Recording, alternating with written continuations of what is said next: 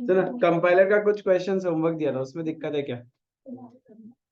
कुछ लोग अटेम्प्ट नहीं किया होगा, कुछ लोग जो किया होगा। देखो, कंपाइलर में अब जो भी क्वेश्चंस अपने पास पेंडिंग भी रह गया ना, it's not that rocket science. हमने सारे कैटेगरीज ऑफ क्वेश्चंस कर लिया जो एक एबीसी कॉस्टिंग के अंदर चाहिए, ठीक है। We have covered all the varieties of question. Still आप कोई क्वेश्चन करते वक्त प्रॉब्लम रहेगा तो आप मेरे से पूछ सकते हैं, बट मेक इट श्योर कि अपन नेक्स्ट चैप्टर स्टार्ट करें उससे पहले आप ये कंपाइलर के पेंडिंग क्वेश्चंस को खत्म कर लो। जस्ट रिदम आएगा। अब जो भी क्वेश्चन आप कंपाइलर के करोगे ना, टाइमर सेट करके करना।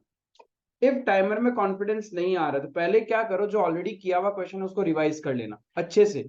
हर एक क्वेश्चन को विजुअलाइज करके किसमें क्या क्या रिक्वायरमेंट पार्ट था, क्या प्रोसेस से अपन करते थे, वो रिवीजन होने के बाद आप कंपाइलर को लेके बैठना। ऐसे नहीं आप अचानक से कंपाइलर लेके बैठ गया, क्वेश्चन कर रहे और शिट इसमें क्या करना था पता नहीं, अब फिर पूरा पीछे जा रहे हो, देख रहे हो, कर रहे हो। बेटर है पहले रिवाइज कर लो एंड देन टाइमर को सेट करो। 10 मार्क का क्वेश्चन है, नॉर्मली आप 20 मिनट दे सकते हो उसको, ठीक है। 18 से 20 मिनट एक स्टैंडर्ड टाइम आप दे सकते हो, बिकॉज हमारे पास 100 मार्क होता है। 100 मार्क को करने के लिए 200 मिनट, स्टिल हमारे पास है 180 मिनट ही। बट अपन मान के चलते बाकी जगह भी तो कवर अप हो जाएगा ना, छोटे छोटे क्वेश्चंस भी रहते हैं, तो वहां टाइम मैनेजमेंट हो जाता है, ऐसा कोई दिक्कत वाला बात नहीं है। लेकिन 10 से 15 मार्क वाले क्वेश्चन में हम लोग को थोड़ा सा पेशेंस चाहिए। 4 मार्क 5 मार्क वाला क्वेश्चन भी तो फटाफट हो जाएगा, वहां आपको 8 to 10 मिनट्स नहीं लगेंगे, तो वहां आपका टाइम कंपनसेट हो जाएगा। बट स्पीड बढ़ाना पड़ेगा। आपने देखा कि एबीसी का जो भी जितना भी क्वेश्चन है थोड़े लेंदी है, एंड क्वेश्चन का लेंथ देख के डर मत जाना। पहले 2 लाइन से ये समझ लेना क्वेश्चन किस चैप्टर से है, रिक्वायरमेंट पार्ट रीड करना कि मांगा क्या है। कभी कभी हम सोचेंगे अच्छा ट्रेडिशनल भी मांगा है तो कैलकुलेटर में फटाफट ट्रेडिशनल निकालना स्टार्ट कर देंगे, एब्जॉर्प्शन रेट वगैरह। बट हो सकता है क्वेश्चन डायरेक्ट कॉस्ट ड्राइवर मांग लिया और एबीसी के अकॉर्डिंग कॉस्ट शीट मांग लिया। तो आप फोकस से रिक्वायरमेंट पार्ट जरूर रीड करना, वरना क्या होगा, एग्जाम में टाइम वेस्ट हो जाएगा और कुछ भी नहीं है। बाद में आपको अफसोस होगा। हाँ, शिद्दत से आपने ये क्वेश्चन तो करेक्ट करके आया होगा, लेकिन 10 मार्क के लिए हो सकता है आपके दूसरे 20 मार्क छूट जाए, तो वो नहीं होना चाहिए। तो we have covered the practical part. आपके कंपाइलर में 2 थ्योरेटिकल क्वेश्चन है जो मैंने नोट्स में अभी नहीं दिया आप लोगों को, ठीक है। वो डायरेक्टली आप यहां से कवर करोगे। विल डिस्कस की एक्टिविटी बेस्ड बजटिंग क्या होता है, और एक लेवल्स था ना, क्वेश्चन नंबर 7। हाँ हाँ, वो मैंने लिखा दिया, बट यहाँ पे सिर्फ एक्टिविटी बेस्ड बजटिंग को समझाया गया। And describe the various levels of activities under ABC methodology. तो ये 2 क्वेश्चन आपको यहीं से मिल जाएगा। बाकी देखो, आज थ्योरेटिकल एस्पेक्ट थोड़ा बहुत कवर कर लेता है। माइट बी अ चांसेस कि आपको क्वेश्चन नंबर 6 में कभी कभार पूछ लिया जाता है, ऐसा नहीं है कि कभी आता ही नहीं है इससे थ्योरी, और आया है तो 4 से 5 मार्क का थ्योरी, उससे ऊपर का नहीं पूछते इन लोग। एक्टिविटी बेस्ड कॉस्टिंग बेसिकली हम लोग करता क्यों है, सो दैट हम लोग हमारे कॉस्टिंग को और ज्यादा एक्यूरेट वे में फाइंड आउट कर सके। ट्रेडिशनल कॉस्टिंग में क्या हो रहा था, we used to find out overhead as on the basis of cost centre और डिपार्टमेंट वाइज। क्या करता था, पहले डिपार्टमेंट वाइज ओवरहेड निकालता था, फिर सर्विस डिपार्टमेंट का सारा अपोर्शन करके हम लोग उस प्रोडक्शन डिपार्टमेंट का टोटल ओवरहेड फाइंड आउट कर रहा था। बट उस प्रोडक्शन डिपार्टमेंट में ये जो इनडायरेक्ट कॉस्ट है वो किस किस रीजंस की वजह से हो रहा है वो अपन फाइंड आउट नहीं करते थे।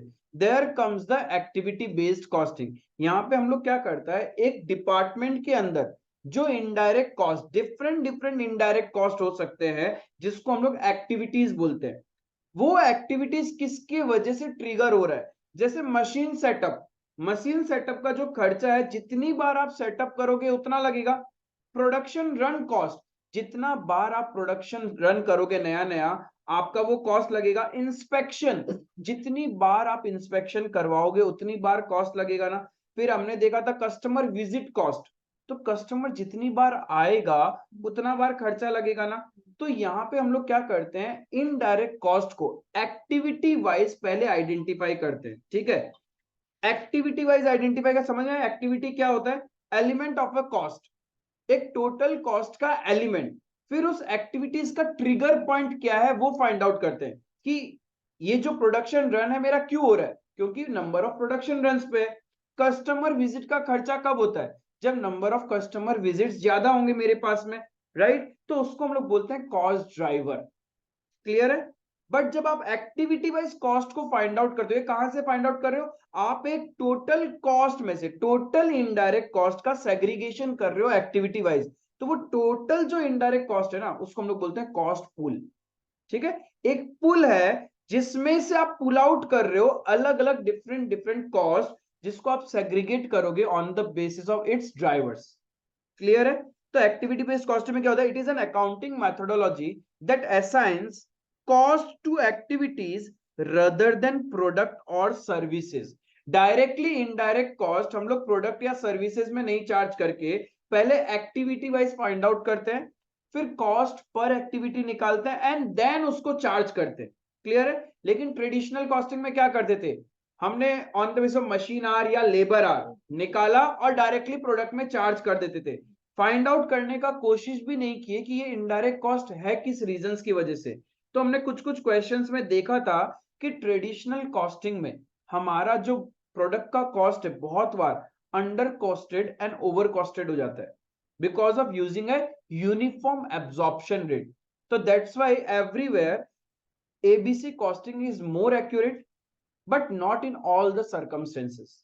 जैसे कि छोटे छोटे बिजनेस ऑर्गेनाइजेशंस, छोटी फैक्ट्रीज, वहां पे पॉसिबल नहीं है बिकॉज इफ आप एबीसी कॉस्टिंग अपने ऑर्गेनाइजेशन में लगाओगे, you required a man power, you required an expert जो एक्टिविटी वाइज कॉस्ट को अलग करे, उनके ड्राइवर्स को फाइंड आउट करे, बिकॉज ड्राइवर्स फाइंड आउट करना भी डिफिकल्ट होता है।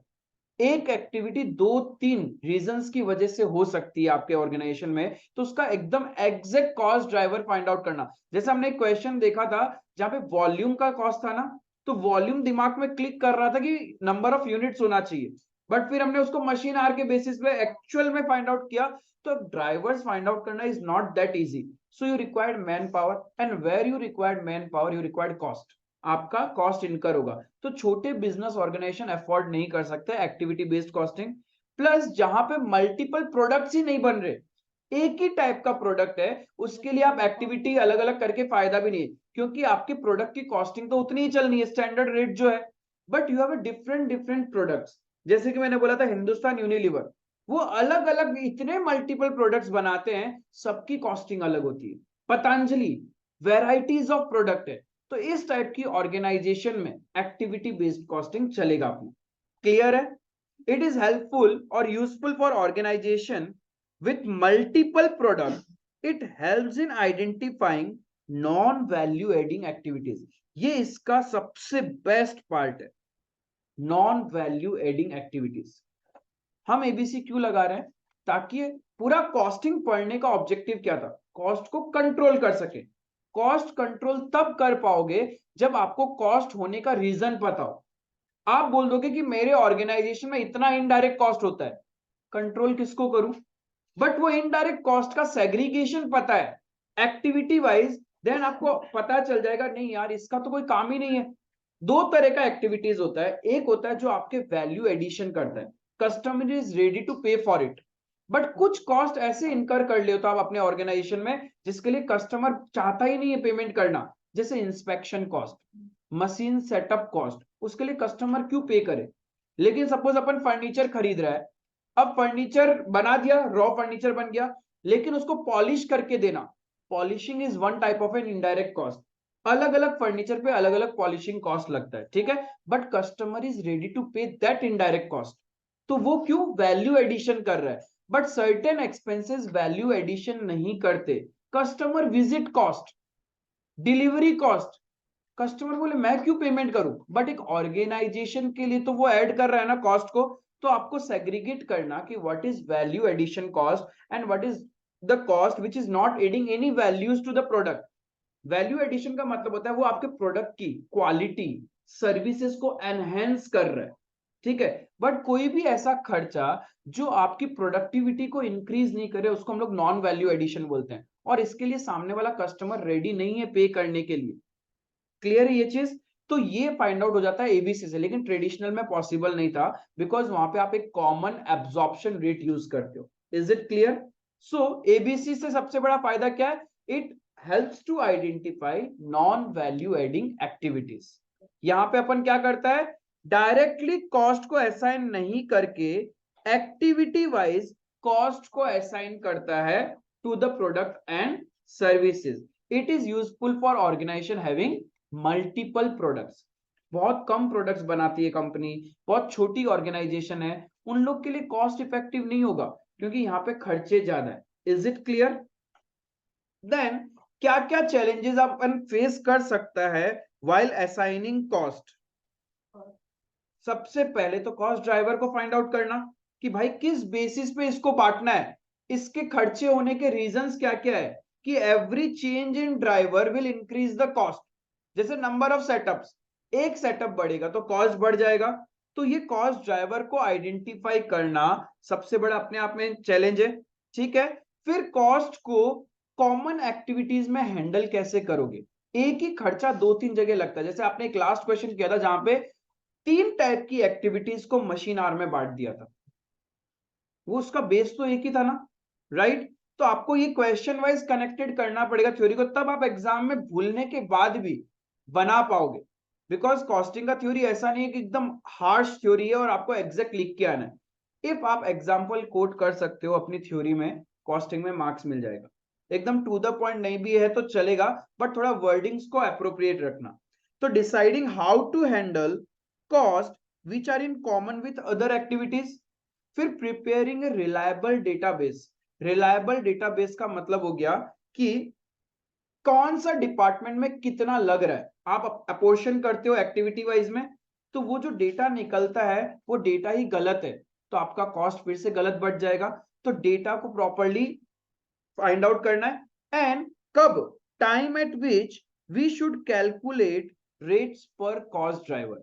किस मोमेंट में कि हाँ अब मेरा सारा इनडायरेक्ट खर्चा हो चुका है, अब मुझे कॉस्ट पर ड्राइवर निकाल लेना चाहिए। कभी कभी क्या होता है कि प्रोडक्ट पूरा फुल्ली कंप्लीट हुआ ही नहीं है, उससे पहले हम कॉस्ट ड्राइवर निकाल लेते हैं, रेट पर कॉस्ट ड्राइवर। बट हो सकता है कि बाद में और इनडायरेक्ट कॉस्ट हो गया तो प्रोडक्ट में कब, आपको किस पॉइंट ऑफ टाइम में आपकी ऑर्गेनाइजेशन में कॉस्ट पर ड्राइवर चाहिए, ये भी फाइंड आउट करना ऑर्गेनाइजेशन टू ऑर्गेनाइजेशन एक चैलेंज है। क्योंकि हर स्टेज में आपका एक कंप्लीट पार्ट बन जाता है, थोड़ा आगे जाओगे थोड़ा और उसमें फिनिशिंग लाने के लिए, तो उन सब स्टेजेस पे फाइंड आउट करना कि हाँ अब मेरा समय आ चुका है, मुझे कॉस्ट पर ड्राइवर निकालना चाहिए और प्रोडक्ट में चार्ज कर देना चाहिए। So these are the normally 4 challenges. ये क्यों लिखा, ताकि कभी कभी क्वेश्चन में पूछ लेता है कि क्या क्या चैलेंजेस आप लोग फेस करते हो एक्टिविटी बेस्ड कॉस्टिंग में, तो आपको पता होना चाहिए कि कॉस्ट ड्राइवर आइडेंटिफाई करना एक चैलेंज है, कॉमन खर्चों को या कॉमन एक्टिविटीज को बांटने में प्रॉब्लम होता है, एक डेटाबेस को रेडी करने में भी चैलेंज है, एंड कौन से टाइम में कॉस्ट पर ड्राइवर हम लोग को कैलकुलेट करना है वो एक चैलेंज है। आप जब तक रीड नहीं करोगे तीन चार, मतलब क्या होता है, इसको अपने लेमन लैंग्वेज में एंड अपने आप को पुट करोगे, क्वेश्चन आ गया अब हम क्या लिखेगा, तो 3-4 बार जोर जोर से बोल लिया और एक बार हाथ से लिख लिया ना, हो जाएगा, एग्जाम में भी आंसर बना पाओगे, ऐसा कोई प्रॉब्लम नहीं आएगा। फिर हमने देखा था ऑपरेटिंग इनकम, यही एकमात्र चैप्टर है जो मैं रिवर्स तरीके से स्टार्ट किया हूं। पहले क्वेश्चंस कर लिए, अब उसकी थ्योरी पढ़ रहे हैं। क्यों? क्योंकि अब लॉजिकली समझ में आएगा। आपने कुछ 2-3 क्वेश्चंस किए थे जहां पे ऑपरेटिंग इनकम निकाल रहे थे। ऑपरेटिंग इनकम क्या था? ग्रॉस प्रॉफिट में से ऑपरेटिंग कॉस्ट जब माइनस कर रहे थे वही तो ऑपरेटिंग इनकम था। तो वही तो लिखा हुआ है, gross margin minus operating cost. क्या मैं ऑपरेटिंग कॉस्ट को सपोर्ट कॉस्ट भी बोल सकता हूं? यस, बोल सकते हैं, ठीक है। या फिर अपन और इसको प्रोडक्शन ओवरहेड्स भी बोल सकते हैं। बेसिकली ऑपरेटिंग कॉस्ट क्या है? इनडायरेक्ट कॉस्ट ही तो है। ग्रॉस प्रॉफिट निकालने के लिए हमने सेल्स माइनस सीओजीएस किया, उसमें से जब आप इनडायरेक्ट कॉस्ट को माइनस कर देते हो, इसको ऑपरेटिंग कॉस्ट बोल लो, सपोर्ट कॉस्ट बोल लो, या फिर प्रोडक्शन ओवरहेड बोलो, बात एक ही है।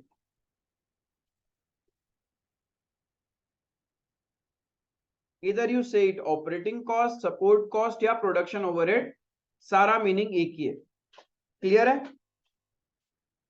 फिर कुछ क्वेश्चन, क्या ऑलमोस्ट सारे क्वेश्चन हमने ऐसे ही किए। पहले ट्रेडिशनल कॉस्टिंग के अकॉर्डिंग कॉस्ट शीट बना रहे थे, कॉस्ट पर यूनिट निकाला, and then activity based costing के अकॉर्डिंग कॉस्ट पर यूनिट, और फिर हम लोग क्या कर रहे थे, दोनों का कॉस्ट का डिफरेंस पे कमेंट कर रहे थे।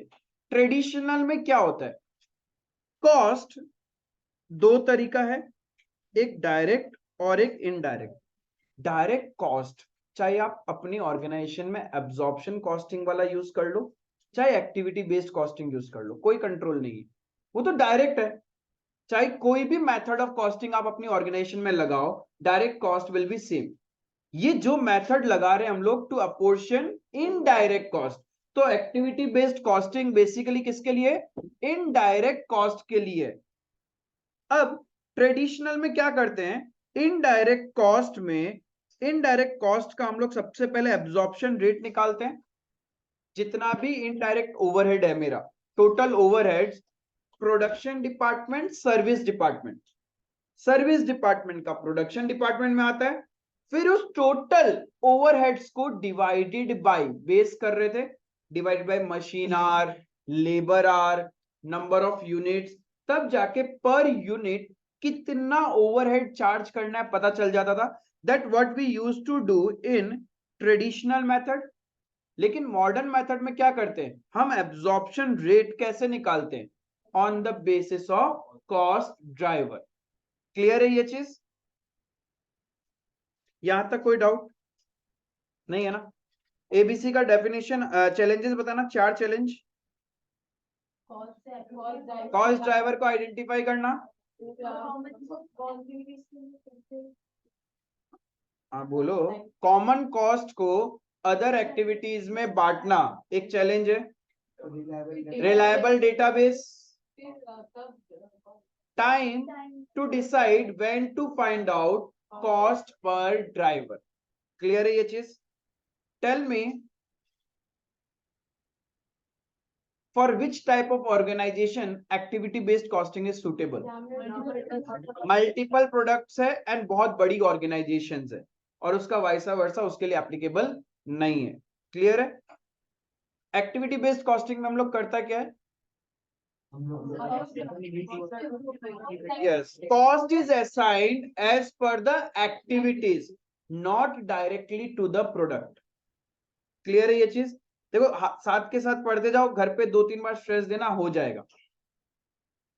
देन सर्कमस्टेंसेस, कहां कहां एक्टिविटी बेस्ड कॉस्टिंग सुटेबल है, यानी कहां आप किस कंपनी में किस सिचुएशन में एक्टिविटी बेस्ड कॉस्टिंग मेथड लगा सकते हो। अब आप क्लाइंट के पास जाओगे, हर क्लाइंट एक जैसा नहीं होता, कुछ बड़े होंगे, कुछ मीडियोकर होंगे, कुछ छोटे होंगे, तो आप हर किसी क्लाइंट को नहीं सजेस्ट कर पाओगे कि सर आप अपने यहाँ पे एक्टिविटी बेस्ड कॉस्टिंग मेथड लगाइए।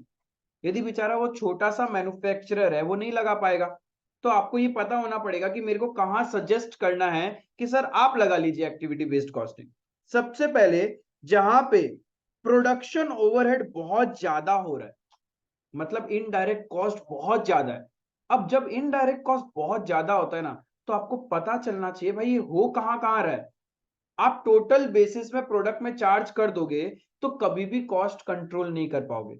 फिर आपको इनडायरेक्ट कॉस्ट को ब्रेकअप करना पड़ेगा कि फाइंड आउट द रीजन कि ये कहां कहां हो रहा है, सो दैट हम लोग एलिमिनेट कर सके अनवांटेड एक्सपेंडिचर्स को। क्लियर है? तो जहां पे प्रोडक्शन ओवरहेड बहुत हाई वैल्यू में है, वहां पे हम एबीसी लगा सकता है।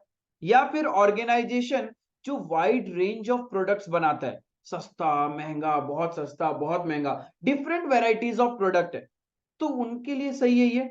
जैसे हिंदुस्तान यूनिलीवर, पतंजलि वगैरह, इन लोग के लिए हम लोग बोल सकता है कि हाँ आप लगा लीजिए।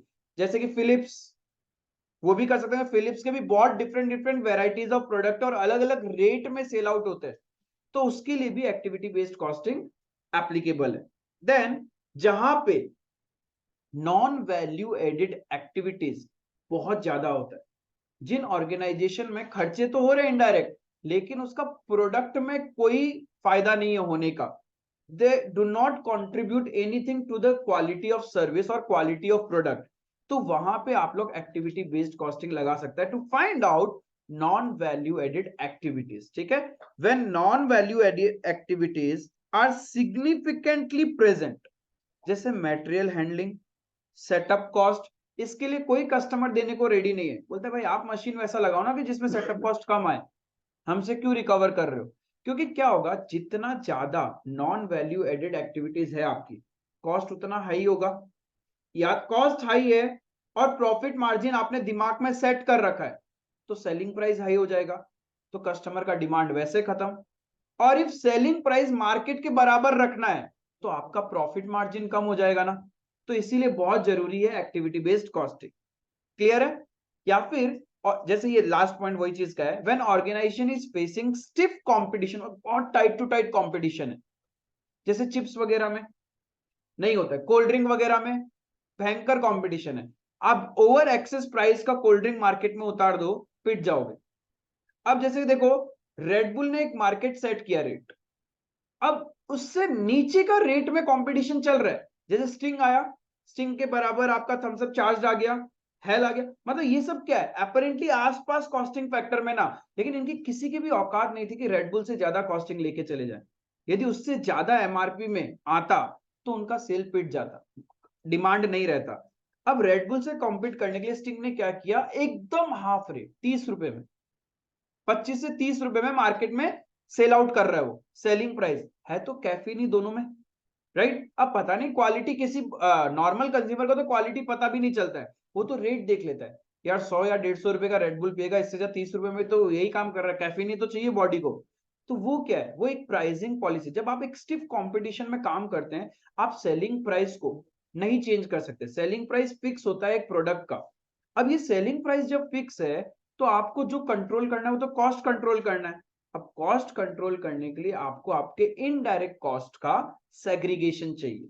तो that's the last point, when organisation is facing stiff competition and to fix selling price according to the market situation, it is an urgent requirement to compute cost accurately. यदि आपने कॉस्ट एक्यूरेटली फाइंड आउट नहीं किया, आप सदमे में ही मर जाओगे कि मेरी फैक्ट्री में तो प्रॉफिट ही नहीं हो रहा, क्योंकि सेलिंग प्राइस आप बढ़ा नहीं सकते। बढ़ाओगे तो आपके कॉम्पिटिटर मार्केट खा जाएंगे। कॉम्पिटिटर के अकॉर्डिंग मार्केट प्राइस भी रखना है और प्रॉफिट भी कमाना है, उसके लिए तो कॉस्टिंग बहुत अच्छा होना पड़ेगा। क्लियर है ये चीज? तो 4 सिचुएशंस है जहां पे अपन एक्टिविटी बेस्ड कॉस्टिंग सुइटेबल है, क्योंकि ये कभी भी, ये देखो 4 पॉइंट 5 पॉइंट वाले जितने भी क्वेश्चंस होते हैं ना, आईसीए डायरेक्ट पूछ लेता है। चेकर को भी मेहनत नहीं करना पड़ता, वो फटाफट देखता है, अच्छा 4 पॉइंट है, मेन मेन वर्डिंग्स उसको दिख जाता है, वो आराम से मार्क्स अलॉट कर देता है। एंड कोशिश करना कि थ्योरी को पैराग्राफ में नहीं लिख के आओ, बुलेट्स पॉइंट्स जितना बना सको अच्छा है, और एग्जांपल्स लिख सको तो और ज्यादा बेटर है। क्लियर है? तो 4 सर्कमस्टेंसेस जहां एबीसी सुटेबल है। पहला, प्रोडक्शन ओवरहेड बहुत ज्यादा हो रहा है, मल्टीपल प्रोडक्ट्स, ऑर्गेनाइजेशन बड़ा है, नॉन वैल्यू एडिंग एक्टिविटीज बहुत ज्यादा हो रहा है, जहां कंपटीशन बहुत स्टीप है, एकदम टक टू टक, 2 रुपए भी बढ़ा दोगे ना तो खत्म आपका। तो आप प्राइस नहीं बढ़ा पा रहे हो तो प्रॉफिट तो बढ़ाना है कैसे ना कैसे करके, तो कॉस्टिंग निकालो अपना प्रॉपर तरीके से। क्लियर है? देन ये 3 टर्म ऑलरेडी मैंने बोला था। एक्टिविटी क्या है? एक वो पार्ट जो जहां आप खर्चा करते हो, it is an event that incurs cost, production run, machine setup, customer visit, delivery cost, ये सब क्या है, एक्टिविटीज है दैट इनकर्स कॉस्ट, राइट। अब कॉस्ट ऑब्जेक्ट क्या है? ऑब्जेक्ट मतलब जिसके लिए आप कॉस्ट निकाल रहे हो। जैसे कस्टमर पे कितना चार्ज करना है, एक प्रोडक्ट में कितना चार्ज करना है, एक कोई भी सर्विसेज के लिए क्या चार्ज करना है, तो वो हो गया कॉस्ट ऑब्जेक्ट। ठीक है, जिसके लिए हम लोग फाइंड आउट कर रहे हैं, पर यूनिट, पर सर्विस, तो ये है आपका cost object. It is an item for which we measure cost. एक प्रोडक्ट के लिए भी हो सकता है, कस्टमर के लिए भी हो सकता है, सर्विस के लिए भी हो सकता है। ठीक है, जैसे सर्विस में आपने बैंक वाला क्वेश्चन किया था, क्रेडिट कार्ड, डिपॉजिट, तो वो क्या है, that is a cost object. ठीक है, कस्टमर वाइज किया था ABCDE, customer is a cost object. फिर baby soft gold, pearl, diamond, वो क्या है, कॉस्ट ऑब्जेक्ट। क्वेश्चन याद नहीं होगा किस कैटेगरी का, उसमें क्या क्या नाम था, कभी भी एक सब्जेक्ट में कमांड नहीं आएगा। आप बिना बुक खोले भी क्वेश्चन को विजुअलाइज कर सकता है, प्रोवाइडेड क्वेश्चन का स्टोरी याद है तो। हर एक क्वेश्चन का डिफरेंट डिफरेंट स्टोरी चलता है। ठीक है, कॉस्ट ड्राइवर क्या है, हर वो फैक्टर जो मेरे एक्टिविटी कॉस्ट को बदलता है। Every factor which is a base for change in cost of an activity. जैसे कि हमारा number of setup, number of production run, number of customer visit, फिर और क्या क्या था, 1 मिलीग्राम से ग्राम में कर रहे थे ना अपन, वो वाला था। फिर और भी बहुत सारे कॉस्ट ड्राइवर्स पूरे चैप्टर में हमने पढ़े। तो अब थ्योरी कैसे इसका याद रहेगा? यदि आपको प्रैक्टिकल क्वेश्चन याद है तो आप एग्जाम्पल कोड कर पाओगे। देखो यहाँ पे तो क्या होगा, ये लैंग्वेज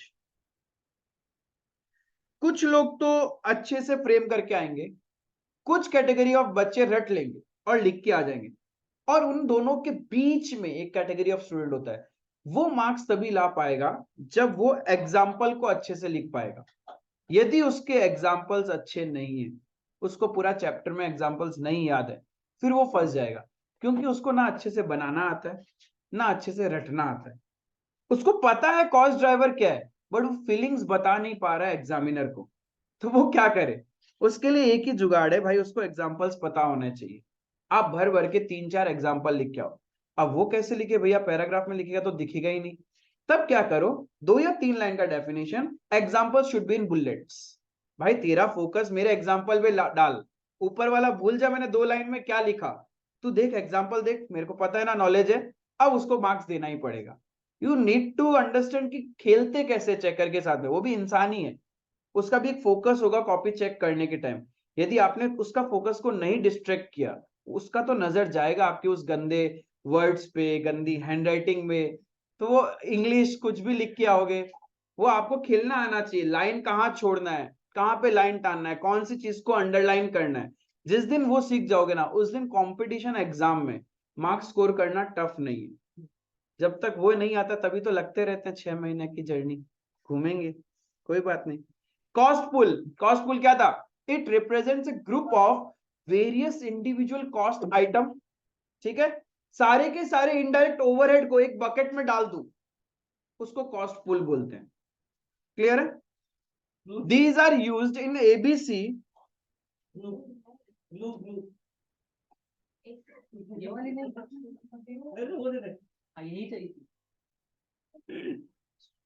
आज तो सर्दी भी नहीं दे देता वरना।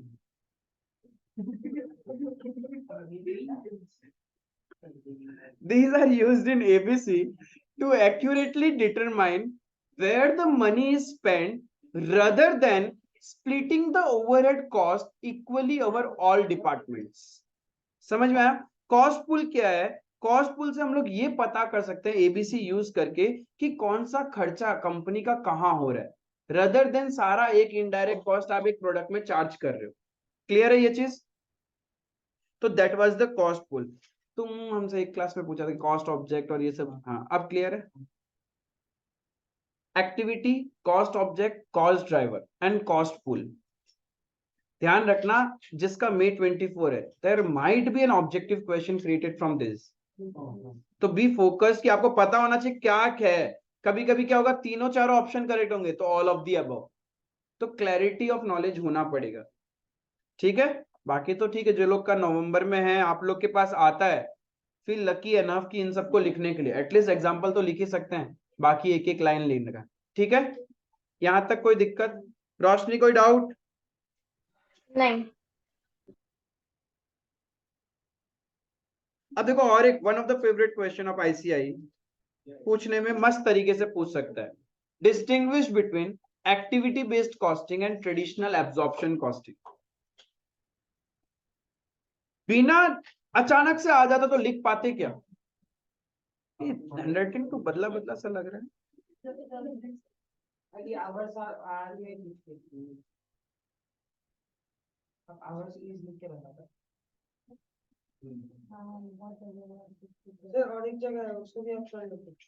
कर लेगा वो, आगे आएगा।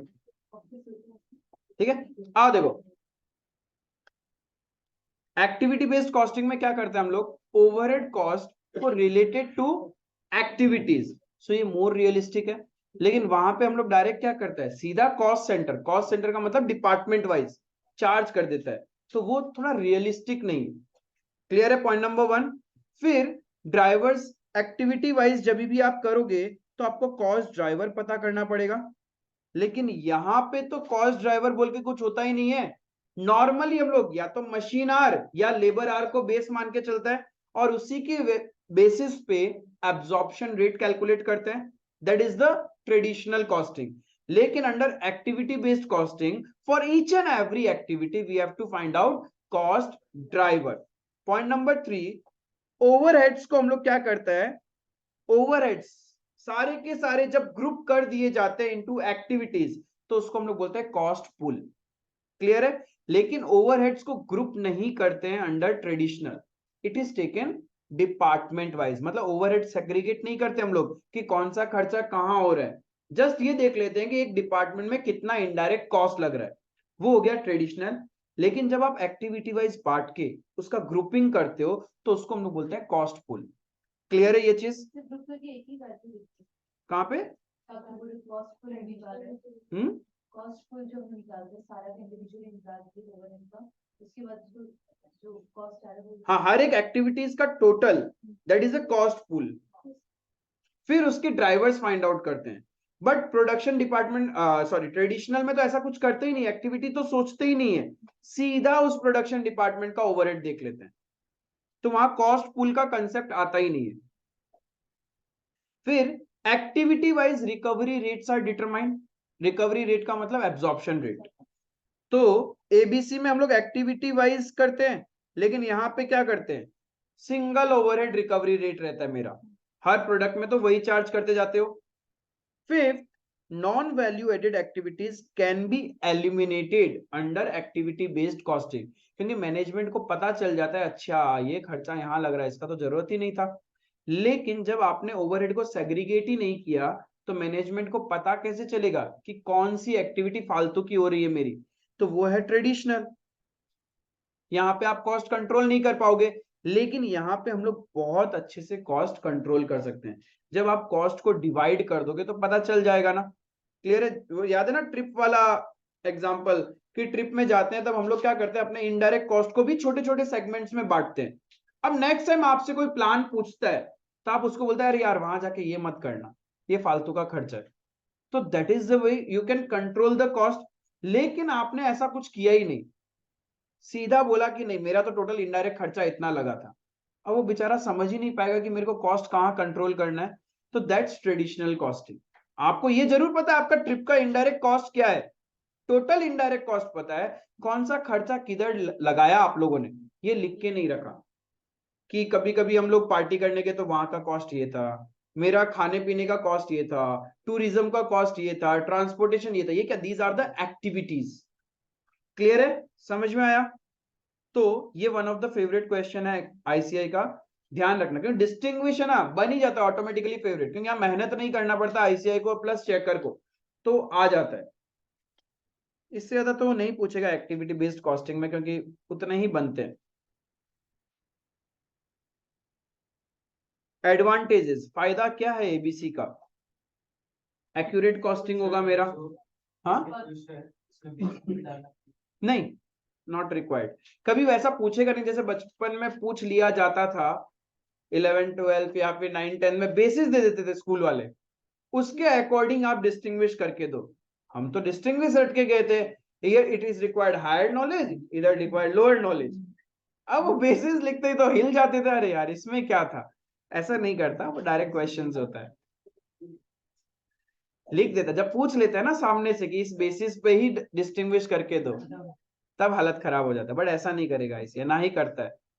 Following are the advantages of activity based costing. क्या क्या एडवांटेज है? मल्टीपल प्रोडक्ट्स के लिए यूज हो सकता है, ये थोड़ा सा लॉजिकल भी है, एक्यूरेट कॉस्टिंग निकलता है, हम लोग आइडेंटिफाई कर सकते हैं नॉन वैल्यू एडेड एक्टिविटीज को।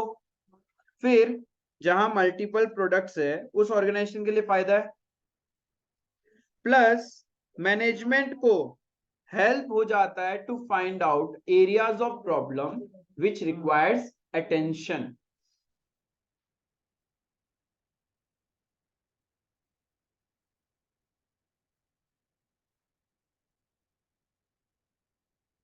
क्लियर? ऊपर का फ्लो जो आ रहा है बार बार घुमा फिरा के वही लैंग्वेज बन रहा है। अब इतने में भी यदि तुम लोग के दिमाग में 3 4 पॉइंट सेट नहीं हुआ तो बहुत प्रॉब्लम है। अब तो 2 3 पॉइंट तो सेट ही हो जाना चाहिए कि लगभग हर आंसर में ये 2 3 पॉइंट को अपने को डाल के आना है। Multiple product, non value added activity, ये 2 3 टर्म्स तो अब होना चाहिए, हर आंसर में जाएगा मेरा। अब कहाँ सेट करना है वो तुम देख लेना, ऐसे नहीं कि हर आंसर का मतलब है स्टार्टिंग हो, नहीं, घुमाना उसको, कभी पॉइंट 1 में जा रहा है, कभी 5th में जा रहा है, कभी कोई लैंग्वेज के बीच में डाल दिया, तो वो क्रिएटिविटी डेवलप करना।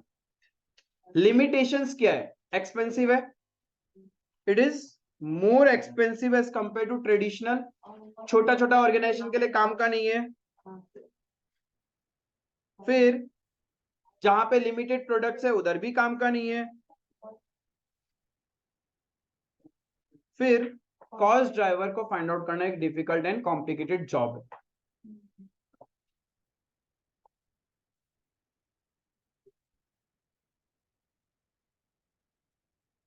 समझ में आयो? पढ़ना पड़ेगा, पढ़ना पड़ेगा। डू नॉट टेक कॉस्टिंग का थ्योरी लाइटली, एटलीस्ट जितने चैप्टर्स आप पढ़ के जा रहे हो। अब जो थ्योरेटिकल चैप्टर पूरा ही नहीं पढ़ेगा उसको स्ट्रेस मत लो, लेकिन यहां से बहुत सारा कॉमन थ्योरेटिकल क्वेश्चन आ जाते हैं। क्वेश्चन नंबर 6 में कभी कभी तो लॉटरी खुल जाता है, प्रैक्टिकल चैप्टर्स में जो जो थ्योरी होता है ना वो पूछ लेता है, एंड वो एक लॉटरी अटेम्प्ट होता है कि उसमें तो एकदम बस सीधा सीधा लिखना है प्रैक्टिकल वाला। कहीं कहीं तो आपसे पूछ लेगा कि एक्टिविटी बता देगा और बोलेगा कि ड्राइवर्स बताओ। क्वेश्चन किया था हमने एक, तो उस टाइप के क्वेश्चन लॉटरी क्वेश्चन। दुआ करो वैसे क्वेश्चन आए तुम्हारे टाइम भी। यहां तक क्लियर है? एक्टिविटी बेस्ड मैनेजमेंट ये क्या होता है भाई? हाँ, मतलब एक्टिविटी वाइज कॉस्ट को मैनेज करना, उसी को बोलते हैं हम लोग एक्टिविटी बेस्ड मैनेजमेंट। ठीक है, managing cost at each activity level through activity based costing is known as activity based management. इसमें अपन क्या करता है? 4 चीज करता है। कोई भी एक्टिविटी का कॉस्ट मैनेज करने के लिए हम 4 काम करते हैं उसमें। पहला, उसका कॉस्ट ड्राइवर को एनालिसिस करना कि कौन सा सूटेबल कॉस्ट ड्राइवर। दूसरा, फाइंड आउट करना कि कौन सा एक्टिविटी मेरे लिए वैल्यू एडेड है और कौन सा एक्टिविटी वैल्यू एडेड नहीं है।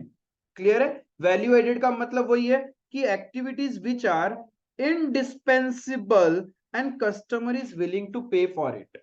इनडिस्पेंसिबल का मतलब वो खर्चा करोगे ही करोगे आप उस प्रोडक्ट को बनाने के लिए। But non value added activities वो है which does not improve,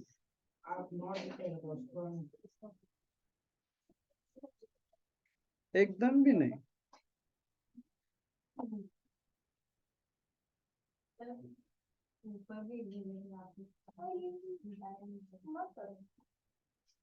Which does not improve the quality of product or services and unnecessarily increases cost. ठीक है, उसको हम लोग नॉन वैल्यू एडेड एक्टिविटीज बोलते हैं।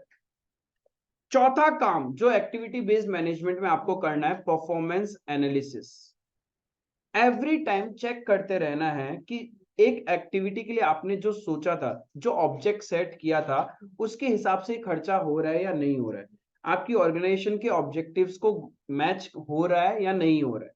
तो ये 4 चीज करते हैं हम एक्टिविटी बेस्ड मैनेजमेंट में। सबसे पहले कॉस्ट ड्राइवर का एनालिसिस करते हैं, फिर वैल्यू एडेड एक्टिविटीज कौन सा है, नॉन वैल्यू एडेड एक्टिविटीज कौन सा है, एंड देन परफॉर्मेंस एनालिसिस। जैसा गोल्स एंड ऑब्जेक्टिव सोचा था ऑर्गेनाइजेशन में, उसके अकॉर्डिंग काम हो रहा है या नहीं हो रहा है। तो ये 4 चीज अपन एक्टिविटी बेस्ड मैनेजमेंट में करते हैं। बहुत बार आ जाता है question, right A short note on activity based management. तो जब आएगा तो सिर्फ इतना सा लिखने से नहीं काम पड़ेगा, कम से कम उसके अंदर आप क्या करते हो वो भी लिखना पड़ेगा, तब जाके 4 मार्क मिलेगा ना। 2 मार्क 2 लाइन के लिए तो 4 मार्क देगा नहीं, 4 या 5 मार्क का थ्योरी। तो कम से कम जब भी एक्टिविटी बेस्ड मैनेजमेंट पे क्वेश्चन आए आप इतना लिखो। कंफ्यूजिंग टर्म बताता हूं, एक होता है एक्टिविटी बेस्ड मैनेजमेंट और होता है एक्टिविटी बेस्ड बजटिंग। एक्टिविटी का बजट बनाना। यस, मैनेजमेंट का मतलब होता है कॉस्ट को मैनेज करना, और बजटिंग का मतलब होता है कॉस्ट इनकर करने से पहले उसका प्लानिंग करना, बजट बनाना कोई चीज का। बजट हम कब बनाते हैं? कहीं कुछ खर्चा करने से पहले ही सोचते हैं ना कि प्री प्लान जो काम करते हैं हम लोग उसको बजट बनाना बोलते हैं। कितना लगने वाला है या कितना लग सकता है, एक्चुअल में जो होगा वी डोंट नो। घूमने जाते हैं उससे पहले भी बजट बनाते हैं, एस्टिमेशन। तो वो हो गया बजटिंग। क्लियर है? मैनेजमेंट का मतलब क्या हो गया, कॉस्ट को मैनेज करना। Is it clear? तो एग्जाम में ना अच्छे से देख लेना, एक्टिविटी बेस्ड मैनेजमेंट पे क्वेश्चन है या एक्टिविटी बेस्ड बजटिंग पे question. Is it clear? Activity based budgeting से फायदा क्या होगा, यदि हम बजट पहले से बना के चलेंगे एक्टिविटी वाइज, कि तुम्हें पता है कि तुम्हारे फैक्ट्री में इस डिफरेंट डिफरेंट इनडायरेक्ट ओवरहेड्स होते हैं, होने वाले हैं, ऐसा आपको लगा, और कौन सा ओवरहेड कितना कॉस्ट लगेगा, ये आपने पहले से बजट बना रखा है, तो फ्यूचर में फाइनेंशियल हिलोगे नहीं, क्योंकि पहले से आप रेडी थे इस खर्चे के लिए, तो कहीं ना कहीं पैसा भी तो अरेंज करके रखा हुआ होगा ना। तो ABB, activity based budgeting, increases accuracy of financial forecast. क्योंकि कोई भी चीज का आप बजट बना के रखते हो, तो भाई पैसे का भी तो सोचा होगा ना, खाली बजट बनाने से कैसे होगा कि पैसा उस टाइम कहां से आएगा, या कितना पैसा मुझे फ्यूचर के लिए चाहिए, तो आज से आप सेविंग स्टार्ट कर दोगे, तो फाइनेंशियल फोरकास्ट का एक्यूरेसी परफेक्ट बैठ जाएगा आपका, इफ आपने बजट बना के रखा है। क्लियर है? Next point, in automated environment, automated मतलब जहां ऑटोमेटिक मशीन्स वगैरह ज्यादा है, सारी अकाउंटिंग से लेके हर चीज ऑटोमेशन पे चल रहा है, ठीक है, उस कंडीशन में क्या होता है, फटाफट एंड एक्यूरेटली आप फाइनेंशियल प्लान्स बना सकते हैं डिफरेंट प्रोडक्शन वॉल्यूम्स के लिए, क्योंकि हर चीज एक सिस्टमेटिक वे में आपको पता है, मशीन मेड है या फिर तुम्हारा सॉफ्टवेयर्स लगा रखे हैं, तो डिफरेंट डिफरेंट प्रोडक्शन वॉल्यूम के लिए आप बजट को बदल सकते हैं। बजट बनता है एक सर्टेन कैटेगरी के लिए, सपोज हम 500 यूनिट बनाएगा, अब बजट बदल गया, डिमांड आ गया 800 यूनिट का, तो 800 का बजट बनाना पड़ेगा। फिर सोचा कि नहीं यार 300 में ही काम हो जाएगा, तो 300 का बजट तो बनाना पड़ेगा ना, बिकॉज 500 पे जो बजट बनाया था can not be compared for 300 units और 800 यूनिट्स, आपको बजट रिवाइज करना पड़ता है। तो फटाफट से हम बजट भी चेंज कर सकते हैं इफ हमने एक्टिविटी वाइज खर्चों को बांट के रखा है, क्योंकि कुछ इनडायरेक्ट कॉस्ट ऐसे होते हैं, कितना ही प्रोडक्शन कर लो वो होगा ही होगा, लेकिन कुछ ऐसे खर्चे होते हैं जो लो लेवल ऑफ प्रोडक्शन में नहीं होते, प्रोडक्शन ज्यादा होगा तब आपका इनडायरेक्ट कॉस्ट होगा। तो जब एक्टिविटी वाइज एवरीथिंग आपको पता होता है ना, तब आपके लिए इजी है फिर से बजट को प्लान करना। तो that's the point number 2, in automated environment activity based budgeting can rapidly and accurately produce financial plan for different production volume। different production volume का मतलब different cities, सोचा था 1000 यूनिट, अब बना रहे हैं 3000, तो फटाफट फटाफट नया प्लान बनाना पड़ेगा ना, तो एक्टिविटी वाइज सेग्रीगेटेड था, चेंजेस कर देंगे। लेकिन यदि टोटल बेसिस पे रहेगा, टोटल कॉस्ट को बदलना बहुत प्रॉब्लमेटिक है, क्योंकि वहां पे आपने सब कुछ टोटल टोटल पे सोचा, लेकिन जब आपको हर एक छोटे सेगमेंट्स पते हैं ना, कहां कहां खर्चा होने वाला है, आप easily within an half an hour 1 hour नया प्लान सेट कर दोगे। लेकिन टोटल बेसिस में करना बहुत प्रॉब्लमेटिक है, क्योंकि वो कॉस्ट इफेक्टिव है या नहीं आपको पता भी नहीं चलेगा। That is point number 2। Point number 3, कि हम लोग को बार बार नीडलेस रीवर्क करने की जरूरत है। ट्रेडिशनल में क्या होगा, पूरा कॉस्ट शीट ही बदलना पड़ जाएगा, लेकिन एक्टिविटी बेस्ड कॉस्टिंग में तो सर्टेन एक्टिविटीज को चेंज करना पड़ेगा। जैसे नंबर ऑफ प्रोडक्शन रन, मेरा प्रोडक्शन कम हो गया तो नंबर ऑफ प्रोडक्शन रन कम होगा, उस एक्टिविटी को बदल दो ना, आपका बजट रेडी है, प्लान्स रेडी है, बाकी को चेंज करने का क्या जरूरत है। कस्टमर को जो सप्लाई करना है, डिलीवरी करना है, वो तो उतना ही कॉस्ट लग रहा है मेरा, तो वो इजी हो जाता है। तो हमें बार बार हर चीज के लिए रीवर्क करने की जरूरत नहीं है, एक फिगर चेंज करो ऑटोमेटिकली सारा चीजें चेंज हो जाएगा। क्लियर है? That's where activity based budgeting comes. ठीक है, ये सारा बेनिफिट्स है बजट बनाने का, इफ एक्टिविटी वाइज बनाया है। टोटल वाइज बनाया है तो बहुत प्रॉब्लमेटिक है, क्योंकि टोटल में तो फिर पूरा काटना ही पड़ेगा और नए से बनाना पड़ेगा। लेकिन एक्टिविटी वाइज बजट है तो जिस एक्टिविटी की ड्राइवर्स में चेंजेस आया है बस उसी को चेंज करो ना, बाकी एक्टिविटी को चेंज करने का जरूरत नहीं है। क्लियर है? समझ में आया? तो ओवरऑल इतना थ्योरेटिकल एस्पेक्ट्स आईसीआई इस चैप्टर से आपको कभी भी और कहीं पे भी पूछ सकता है, जो आपको पता होना चाहिए। 2 क्वेश्चन है जो कंपाइलर में था।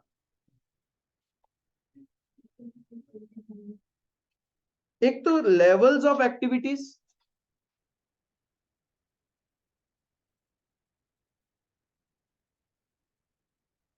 लेवल का मतलब किस किस तरीके से अपन काम करता है। यूनिट लेवल यानी नंबर ऑफ यूनिट्स प्रोड्यूस के हिसाब से होगा। बैच लेवल जहां पे आइडेंटिकल गुड्स बैचेस में बनते हैं, जैसे बिस्किट, बिस्किट बैचेस में बनता है, ऐसा नहीं है एक एक बिस्किट बनता है, बैच में बनता है, ठीक है। बट यूनिट लेवल का example,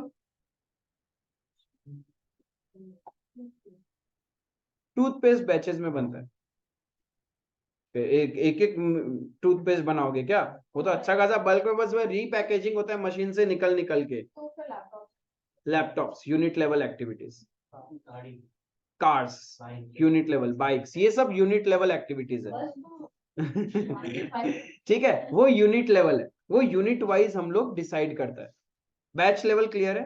product level activities, different different product lines है। अब कार में भी तुम्हारा एक्सयूवी, सिडान, फिर उसमें भी हैचबैक अलग अलग होता है, और एक कार के मॉडल में भी 3-4 वेरिएंट्स है, ठीक है। बेस मॉडल, उससे ऊपर वाला मॉडल, उससे ऊपर वाला मॉडल, तो ये डिफरेंट डिफरेंट प्रोडक्ट लाइंस हो गए, ठीक है। सेम टेक्नोलॉजी है, जैसे कि आप बना रहे हो अपने कंपनी में हैचबैक, सिडान और एक्सयूवी, तो तीनों के लिए प्रोडक्शन अलग तरीके से हो रहा होगा ना, तो ये हो गया डिफरेंट प्रोडक्ट लेवल एक्टिविटीज, ठीक है।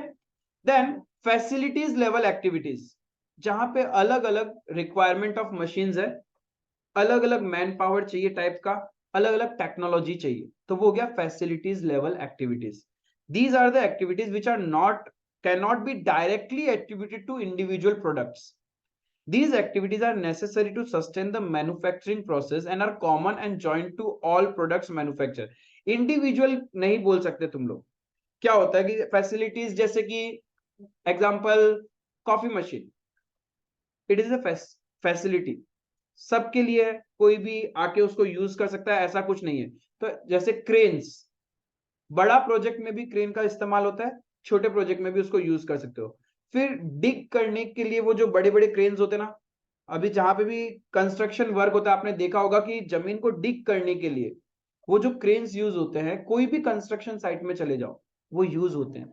वो एक फैसिलिटी लेवल एक्टिविटी है, वो खर्चा होना ही है तुम्हारा, बट डिपेंड करता है साइट टू साइट।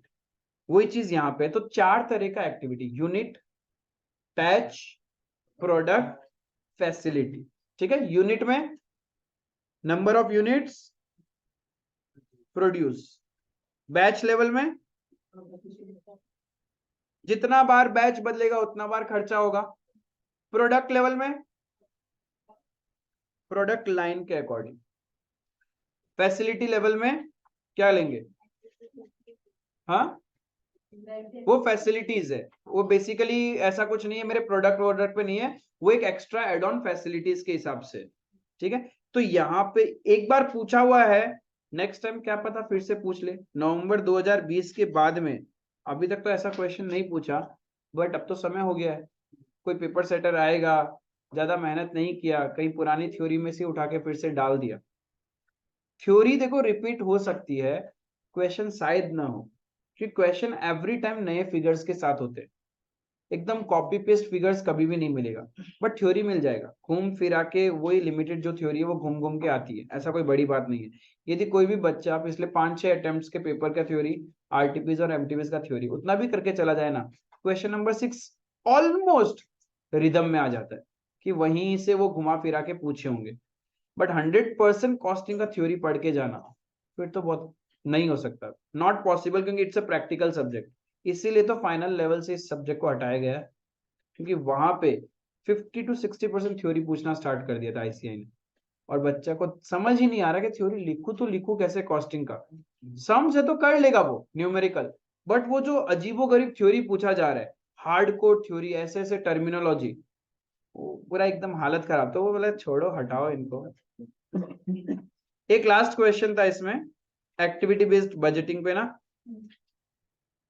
तो value added activities production activity का अलग से होता है ना, या प्रोडक्शन एक्टिविटी का we are talking about overheads,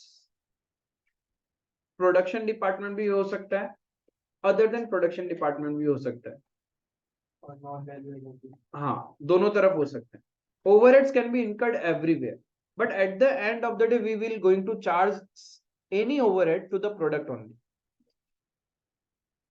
तो एक्टिविटी बेस्ड बजटिंग क्या है? हर एक कॉस्ट हर एक एक्टिविटी के लिए पहले से बजट बना लेगा, एस्टिमेट कर लेगा कितना रिसोर्सेज लगने वाला है, क्या क्या होने वाला है, फिर उस एवरी टाइम जो एक्चुअल रिजल्ट होगा उससे बजट को कंपेयर करेगा, सो दैट हमें पता चले कि वेरिएंस एनालिसिस क्या है, एंड फ्यूचर के लिए फिर से हम लोग प्रॉपर तरीके से बजट बना सके. That is activity based budgeting. आप कैसे दिमाग में रखोगे, एग्जाम में भूल भी गए. पहला बात है बजट, मतलब प्री प्लान सोचना. कैसे सोचोगे? पहले कहां गया? एक्टिविटी वाइज हर एक एक्टिविटी के कॉस्ट को पहले से बजट कर लो कि अच्छा मेरी ये एक्टिविटी है, इतना खर्चा लगेगा, इसमें इसमें इतना लगेगा, एंड देन एक्चुअल से कंपेयर कर ले. एंड ओवर द पीरियड यदि आपको लगता है चीजें बदल रही है तो हम बजट भी चेंज करेंगे. क्योंकि बहुत बार क्या होता है, जैसा अपन सोचते हैं, जैसे कि फाउंडेशन क्लियर किया, आप में एक अलग सा जोश कि हम डेली 10 घंटा पढ़ेगा, चल भी रहा है रिदम से, 10-12 घंटा हम लगा देगा जान, इस बार तो एक बार में रैंक जैसा मार्क्स लाएगा. चल रहा है चल रहा है चल रहा है, अचानक से तबीयत खराब, अनसर्कमस्टेंसेस, घर पे कुछ ऐसा अनहोनी हो गया कि आप पढ़ नहीं पा रहे हो, उसमें इंडल्ज हो गए, उसके चक्कर में आपका 1 महीना लगभग वहीं इन्वेस्ट हो गया. घर का कोई भी माहौल हो, खुद का हेल्थ हो या किसी और का खास का हेल्थ का वजह से, अब क्या होगा? क्या वो जो बजट पहले सेट किया था अब पॉसिबल है क्या? अब बजट रिवाइज करना पड़ेगा. That is budget. Budget keeps on changing and budget never ending process है. ये प्रोडक्शन शुरू होने से पहले शुरू होता है और चलता ही रहता है. Every time you need to revise the budget कि सिनेरियो बदल गया. जैसे कि सपोज आपने एक बिल्डिंग कंस्ट्रक्ट करना स्टार्ट किया ही नहीं, उससे पहले आपने बजट बनाया कि मेरे को लेबर का इतना कॉस्ट आएगा, मटेरियल इतना लगेगा बिल्डिंग में, ये सब paper work and all everything budget बना लिया कि यार बिल्डिंग बनाने में कम से कम 2 से 3 करोड़ का खर्च है. लेकिन जब रियलिटी में उतरे तो लेबर ही नहीं मिल रही आपको जिस रेट में आपने सोचा था, लेबर महंगी हो चुकी है. तो फिर से पूरा बजट रिवाइज करना पड़ेगा एंड फिर आपको सोचना पड़ेगा कॉस्ट कटिंग कहां हो सकती है. यदि बजट हम रिवाइज नहीं करेंगे तो वो एक्चुअल सिनेरियो के साथ कंपेयर भी नहीं कर पाओगे. क्लियर है? तो बजटिंग वही चीज है. तो एग्जाम में नॉर्मल सोचना कि मेरे को बजट में करना क्या है कि हम हर एक रिसोर्स का कॉस्ट को एनालाइज करेंगे एक्टिविटी वाइज, एस्टिमेट करेंगे कितना अमाउंट ऑफ रिसोर्सेस चाहिएगा, उसको कंपेयर करेंगे with the budgeted result, actual और बजट को कंपेयर किया जाएगा. देन प्लान करेंगे कि ऑब्जेक्टिव का कंटिन्यूअस इंप्रूवमेंट चलता जाए, जो बजट हमने सेट किया था उसको इंप्रूव करते जाएंगे एवरी टाइम कंटिन्यूअस इंप्रूवमेंट के लिए. And it is a reversing of the ABC process to produce final. Reversing का मतलब चलता जाएगा, प्लस एक्टिविटी बेस्ड कॉस्टिंग होने से पहले का काम है. It's a reverse process. पहले हम सोच रहे हैं फिर एक्चुअल से कंपेयर कर रहे हैं.